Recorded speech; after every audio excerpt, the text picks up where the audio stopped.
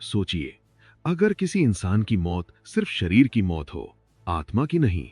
अगर रावण राम के बाण से मरा जरूर हो, लेकिन उसकी कहानी वहीं खत्म ना हुई हो।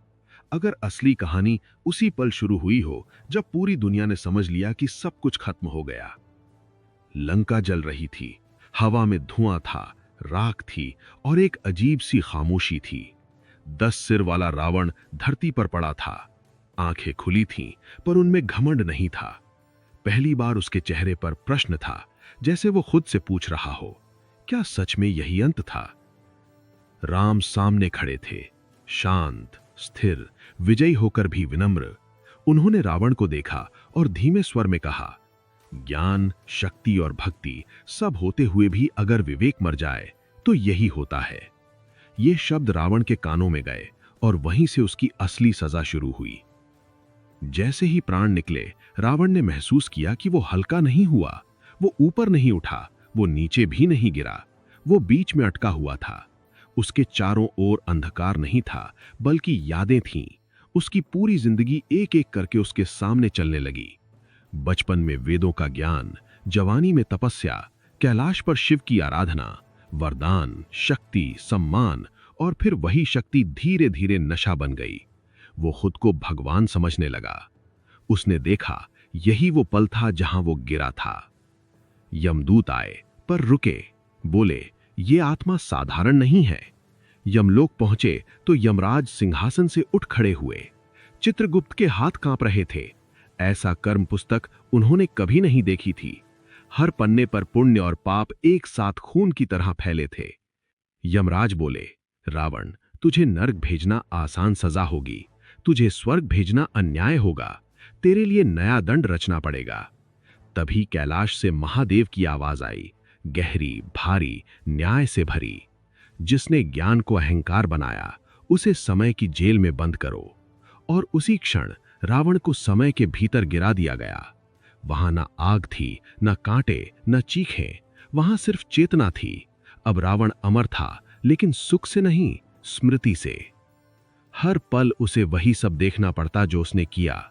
सीता की आंखों का डर, साधुओं की चीखें, स्त्रियों का अपमान, युद्ध में मरते हुए उसके अपने लोग। वो मुंह मोड़ना चाहता था, पर आंखें बंद नहीं होती थीं।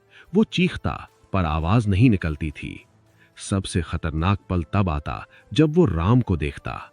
राम की आंखों में घृणा नहीं थी, वही करुणा रावण को सबसे ज्यादा जलाती थी, क्योंकि वो समझ गया था कि अगर राम घृणा करते तो रावण खुद को सही ठहरा लेता। युग बीतते गए, सतयुग, त्रेता, द्वापर, समय बहता रहा। रावण वहीं फंसा रहा। फिर एक दिन यमराज ने बुलाया, बोले, अब तेरी सजा बदलेगी। रावण को लगा अब मुक्ति मिलेगी, पुनर्जन्म मिलेगा, लेकिन सच इससे भी डरावना था। यमराज बोले, अब तू धरती पर जाएगा, शरीर बनकर नहीं, विचार बनकर। और उसी क्षण कलयुग शुरू हुआ। अब रावण किसी महल में नहीं रहता, वो दिमागों में रहने लगा। जब कोई इंसान थोड़ा सा ज्ञान पाकर खुद को सबसे ऊपर समझने लगता है, वहां रावण जन्म लेता है। जब कोई ताकत पाकर दया भूल जाता है, वहां रावण सांस लेता है। जब कोई भगवान का नाम लेकर दूसरों को कुचलता है, वहां रावण मुस्कुराता है। जब कोई सही होते हुए भी झुकना कमजोरी समझता है, वहां रावण जिंदा रहता है। कलयुग में रावण के 10 सिर नहीं होते, उसका एक ही सिर होता है, अहंकार। उसके 20 हाथ नहीं होते, उसके पास सत्ता, पैसा और डर होता है। और सबसे खतरनाक बात, कलयुग का रावण खुद को रावण मानता ही नहीं। राम आज भी जिंदा है, हर उस इंसान में जो सच के साथ खड़ा है, हर उस व्यक्ति में जो ताकत पाकर भी विनम्र है। लेकिन राम किसी युद्ध में नहीं उतरते। कलयुग में युद्ध बाहर नहीं, अंदर होता है। इसलिए ये कहानी सिर्फ मनोरंजन नहीं है, ये आईना है। अगर सुनते वक्त कहीं चुभन हुई हो, तो समझिए भीतर का रावण हिल गया है। अगर ये कहानी सोच बदल दे, तो यही इसकी जीत है।